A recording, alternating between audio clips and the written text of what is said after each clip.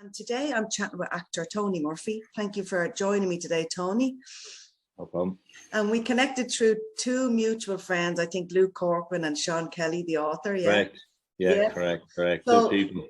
Yeah. Luke is a character, all right, and Sean. So let's chat about your acting background, because you got into it later in life. Is that right to say? I did, yeah. I would say I was 26 when I started off. When I went to college, started back in college. So one second, I'm just going to close this window because there's somebody with a pneumatic drill. One second. Yeah, sure. Sorry. So anyway, I started in, I think it was 98. I started in Bull Alley, 1998. That's when I decided to go back and do the acting.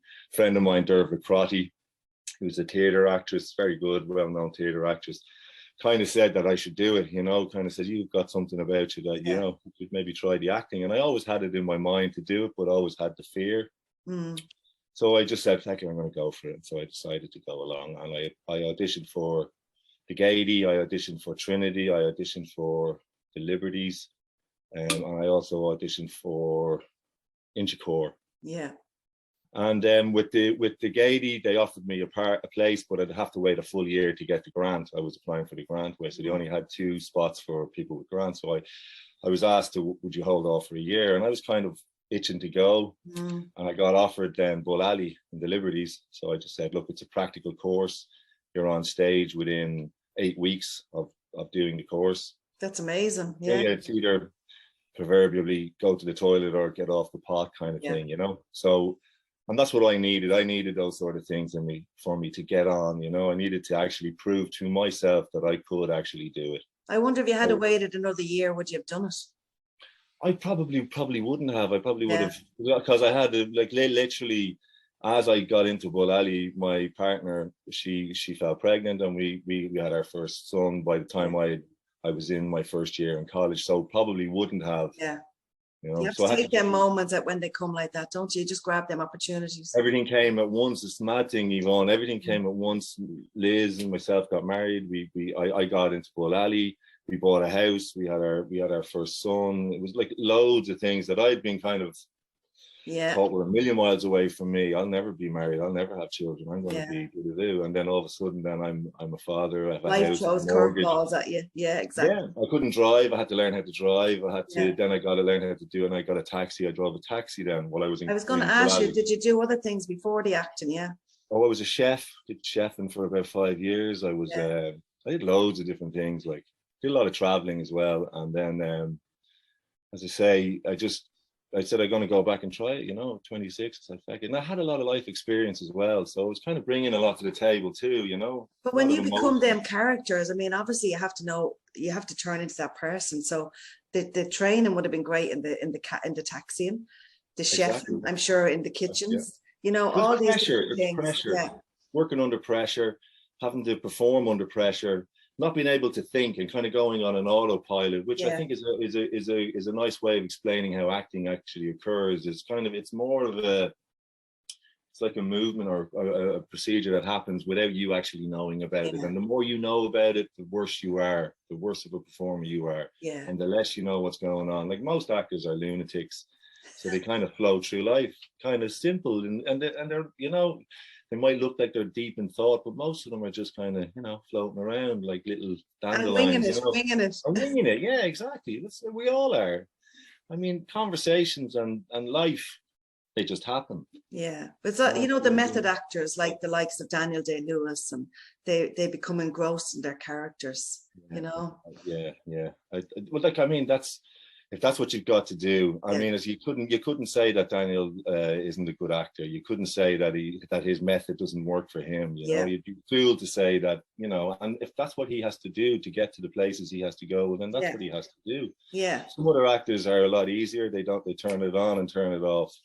I find that they're the easier actors to work with, but maybe not necessarily you get the best results out of those performances, because you get a bit complacent in situations like that. When you're working with somebody like him, I'd say you're on your game, you're on top of it. So you're kind of Yeah. You're more in it. You're more in it. You want to play that game a bit better, you know? Yeah. Well, I mean, it must be nice to turn it on and then turn it off as well. I mean, you have to when you're coming back to your own home life. You do. But like, you see, that's another misnomer as well. You think, like, as an actor, I used to think, oh yeah, I'd be playing these serial killer, I'd be playing crazy characters, and I'd be like, oh, I can knock it on and knock it off. And then, you know, and then like after you've actually finished the film, or after the theater perform, whatever it is that you're working on, then when you finish it, you really do get rid of it.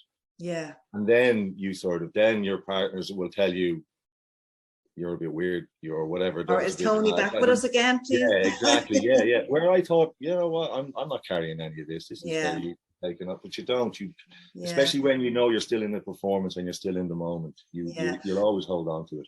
There was a special, the role that you played in Charlie Casanova was very special. Why was that? Well, it was a great. I wouldn't say it was a breakthrough performance for myself, because it was a very kind of that film was a very kind of a one-man show, really, and we were kind of supporting Emmett in his performance because it was basically about a sociopath, you know. So his story is important, but it was just, for me, it was getting something that you could get your teeth into. It was a great character. He was kind of a character that was trying to be Charlie.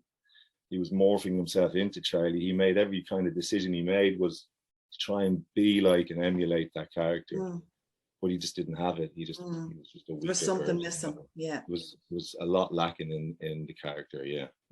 What other roles have you played, Tony? I've played a lot of different types of characters, you know, throughout the years. Usually, it would be kind of mean-spirited characters. And what do you think that is, Tony? Well, I suppose you've got to go off my look, I suppose, you know. I mean, I'm a very imposing. I'm 6'4", so I'm quite imposing anyway. So, but I enjoy playing weak characters as well, because it's nothing better than a really big guy who's weak. And it kind of really shows the vulnerability of you. I've played some very nice vulnerable characters. But I've done a lot of I've been working since, as I say, I left college in 2001. And I've been kind of generally working since in the industry, just doing not making big impacts in it, but just tipping away, doing nice work, working with good people, enjoying the work. You feel like you're being left behind when there's like big shows like Love Hate on, and there's, you know, you didn't get seen for anything, and it's hard. Like sometimes. King was another great one, wasn't it? Another really breakthrough series. Brilliant, like, you know. But again, I would have loved to be involved in it. But again, I was in Fair City at the time, and I was playing a harder character in Fair City. So, you know, they were never going to see me in Love Hate, because it would be kind of too much of a crossover. So you never know, though. I mean, the characters in that, I never would have picked the main character. Like when you see him on other stuff, it's completely different. And Fran as well. Like Tom's a great actor. He's a great actor, and Peter Coonan is another great actor. They're like all those guys, and it's great to see them coming back again, because sometimes these good talented actors get overused, and then we become kind of looking at them going, not him again, kind of thing. And it's really bad, because these are really good actors. We've got great actors in this country, like we sure really, do. really talented actors, you know. How long did you work in Fair City for? Are you still with them? I was in and out about 2 years. No, that contract is gone now. But the character was a great character, and I really enjoyed it, and it was real. It's gone a long time, though, isn't it? That series. It was brilliant. So professional. All the actors out there are lovely. All the people behind the camera were lovely. It was just a really nice atmosphere to work in. I really enjoyed it, and I learned a lot from it. Stop you from that character as well in the street. I did, yeah. Thank God now it stopped. It's stopped now. It's gone too far now. He's gone too long. But yeah, at the beginning he'd be getting stopped. It was great, you know. But you know, it gives you a bit I get more embarrassed by stuff like that. That would embarrass me more than anything else. You know, somebody recognizing it. I always say that's the kind of the bad side to doing the acting. You know, is that you might get picked out. Stuff people might recognize you. Stuff, you know. And have you got that coming up now? I know you have Tuesday Traders. That's where I met you. Tuesday Traders with Luke. That was a great experience working with Luke and with Alan Devaney and Ciara O'Callaghan, and we got in and also who else was working on this? We had a great group. Paul Ronan was on it. There's it was just really Barry John Kinsella. We had a really, really tight, really nice cast and crew. Everyone really was just really, I don't know. It's when things come together. Luke and I, we've worked on a few projects, and our ethos was always to enjoy the process. Yeah. you know, don't be losing it with people. Don't be getting angry. Just enjoy it while we can do it, because you know you wait a long time to do it. So why not enjoy it while you're doing it? And have a bit of crack if you can. Yeah, and create that atmosphere that it's nice to work on set, you know, and that everyone gets on, and it's a bit hippie-ish and all that. But I don't know. I mean, I was lucky to see us in action earlier on this year down at the race course, Clonmel. Oh right, yeah. But that's when we met. I mean, you were having the crack. I have a great video of you and one of the actresses skipping off down the road. I must send it to you. It's really good. But you could see the nice atmosphere and a bit of crack he's were having. I mean, obviously he's very exhausted because it was an early start, wasn't it? Yeah, it was. Yeah. But like, and also I'd locked my keys in the boot of my car before we started shooting, and I was like, okay, you ready to go to set? And I'm like, where are my car keys? And so we had to try and diddy open it was a nightmare. But even things like that happening didn't prevent us having an enjoyable and productive time, you know? But that's the attitude as well that you have. What's next for you now, Tony? Have you got some acting gigs coming up? I've got a couple of gigs coming up. I've a feature coming up that's going to be shot up the north. It's called there's a working title on it, the Hollow Tree. And it's a post-apocalyptic kind of a film, based in the future in a sort of a dystopia sort of thing, you know. But I'm playing a cult leader in it, so is he nasty?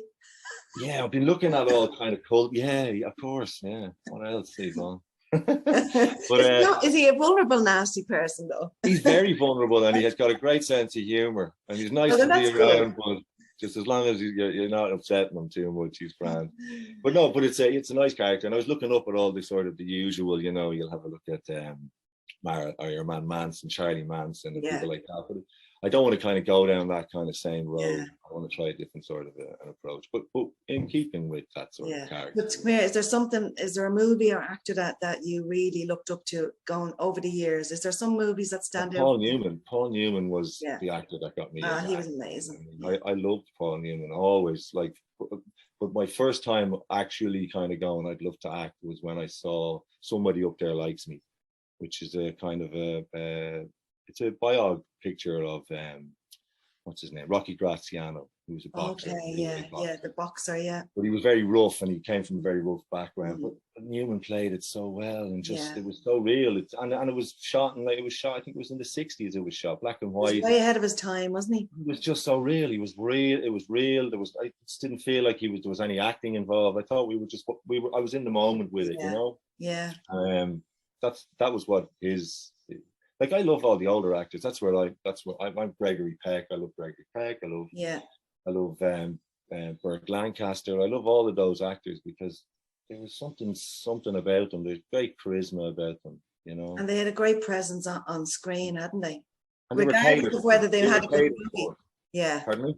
Regardless of whether they were in a good movie or not, they just had that presence, didn't they? Yeah, exactly. Yeah. I loved all them too. My mum and dad used to watch all them, and we loved it as well. I mean, I loved all the Robert Mitchum. I used to love Robert Mitchum, John Wayne, and you know, I love westerns.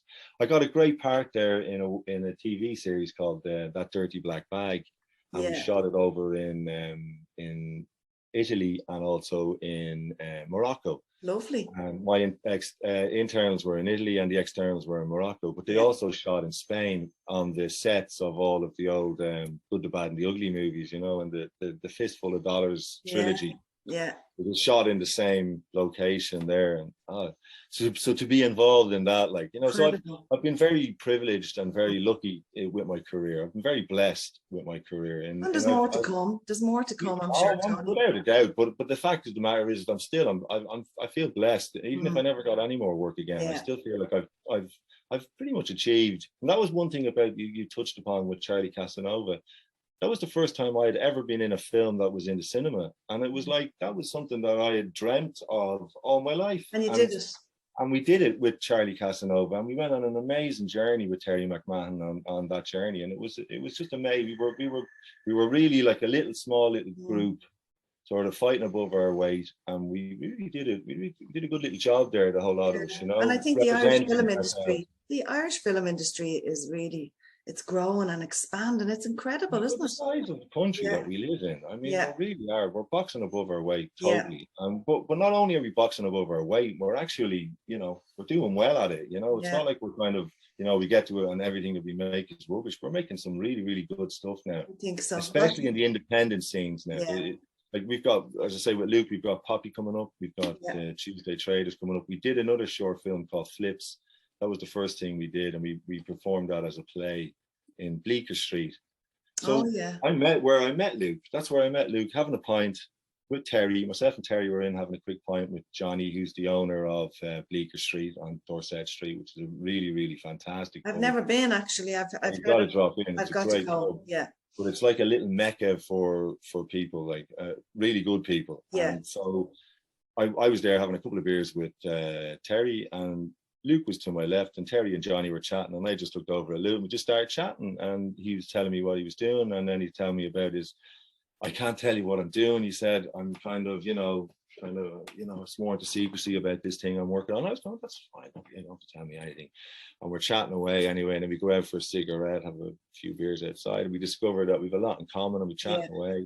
And before you know, he's telling me the idea, and he's telling me what he's doing. He opened up like a little sort of, but it was beautiful, like a flower. The embargo was lifted there after a couple of pints. Exactly. But like that's how you make. Like for in the industry, it's if you're trying too hard, you've got to be like the swan in the water. You've got to be kicking away, trying hard, but not just be seen to be trying too hard. And I think that's the key to it. It's just to find your own rhythm. Work at that, find the people that like you and like to work with you, and work with them. I think it's finding that nice community around you of people that get you and that they get, it's all about that, isn't it? Totally. It's all about connections. And that's like how we're talking here now, Yvonne, There you go. Who would have thought? I know. And you just never know who could be looking for somebody like you to be in a movie. And look, that's the whole power of networking. And connect. Well, I'll tell you a funny little anecdote, Yvonne. I used to do a lot of little short films out in Dunleary, out in the College of Art and Design. The IADT one, Yeah. Brilliant course, and like lovely people always. And they always look after the actors. So when I was starting out, I used to do their end of year short. Like you do a little video in their video bank, and then if they like you, they bring you in, and then So it's meeting people coming into the industry, and it's also working and getting a bit of a show reel together for yourself. Anyway, a friend of mine, Dara, rang me up and said, "Oh, there's a guy, an Italian guy, Maurizio, and he's lost his lead. Would you be able to go out and meet him? He needs somebody to do the lead for his film, and it's kind of we need to do it in the next couple of days. Would you be into doing it?" I said, "Look, I'll meet the guy and we'll see what happens." So Maurizio was over in one corner, and I was coming in through the door, and I saw him, and he kind of waved, and as I was walking towards him, his face just started dropping, and he started getting like really kind of agitated and sort of getting all kind of, I was going, what the hell? Oh God, what have I done? What? And I arrive up and he goes, Tony, lovely to meet you. This is a mistake. And I'm going, wait, what's the mistake? And he goes, it's a mistake. I said, why? He said, my character, my lead is a small person, a dwarf. He wanted and I'm standing there 6'4", towering over Maurizio, and he's sort of going, it can't work, Tony, it can't work. And I'm going, I said, I said, but you know what else would be, just so you'd know, a guy who's 6'4" and who's a dwarf inside, that would be a good character, wouldn't it? And Maurizio was like, oh my God, yes, let's do it. So there you go. There's always a part. If you push it, you can get it. If you I really think that's the Irish in you, though, as well, Tony. Where you gotta push it. You push the buttons a little bit and tell them what they need to hear. And then, but it turned out beautiful. How did you manage to play that character? It turned out really well. It turned out lovely. It was a really nice, vulnerable character to play. His name was Lucky, and he was a heroin addict, and he was living at home with his mum. And all he wanted to dream of was to tango dancing. He wanted to be a tango dancer. So with all these Argentinian and beautiful tango dancing, and they taught me how to do a little bit of tango dancing, and it was a beautiful. And all the catering was done by an Italian crew, and they were just the nicest crew to work with. Just see, you never know where the opportunities are; they just arise. It's amazing. And you turned it around there. Embrace them.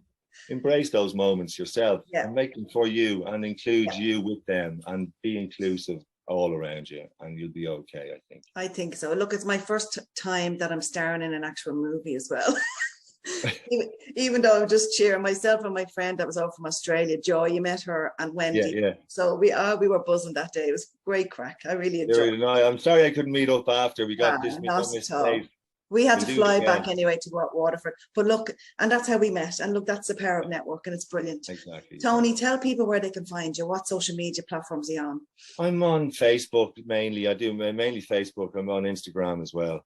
Tony Baloney M on my Instagram handle. So just send me a And you're on IMDb, then you've got a bio on that. I'm on IMDb, yeah. You can see my stuff on there. My headshots and all that are on that. Great. I mean, that's and like maybe throw in, just to finish it off, what advice would you give to anyone watching this, upcoming actor, don't know where to start, kind of all over the place? What should they do? First point of call, right? Well, the first thing I did when I wanted to was to find out where I could do it. Is the first thing. I mean, depending on your age, if you're young enough, you should go into one of the youth places. One of those would be a good thing to do.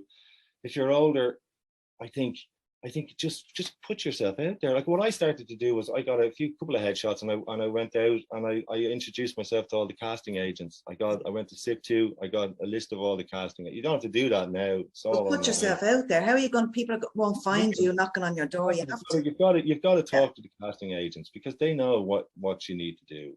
Most of the casting agents are lovely and are very approachable. The Louise Kileys, the Ali Coffeys, they're all really, really nice and they're all very, very approachable. So all you do is just send them in an email, tell them that you're interested in doing a bit of acting or whatever it is you want to do. Yeah. Everybody is approachable. Yeah. Everyone is approachable. Nobody's all they can say you're not right. You're not right. Because yeah. everyone is right as an actor. There's no wrong actors. There's only and you don't know. And if you don't go out and put yourself out there, But I think what you said there as well is really important. The professional headshots. Get them done. I think don't just do a set, but get them done properly. Yeah. Like I got my last headshots done by John Birmingham there. And John Birmingham he's all that I can do. He's that's his Instagram thing, but he's done the best headshots I've ever got. Yeah. We got them done there about a week. John Murray headshots is great as well, Tony. Is John Murray. He's brilliant. John Murray, yeah. You just find the right person. It's about you. And that's also with headshots. Yeah. With the headshots as well. When you're going and getting your headshots, relax.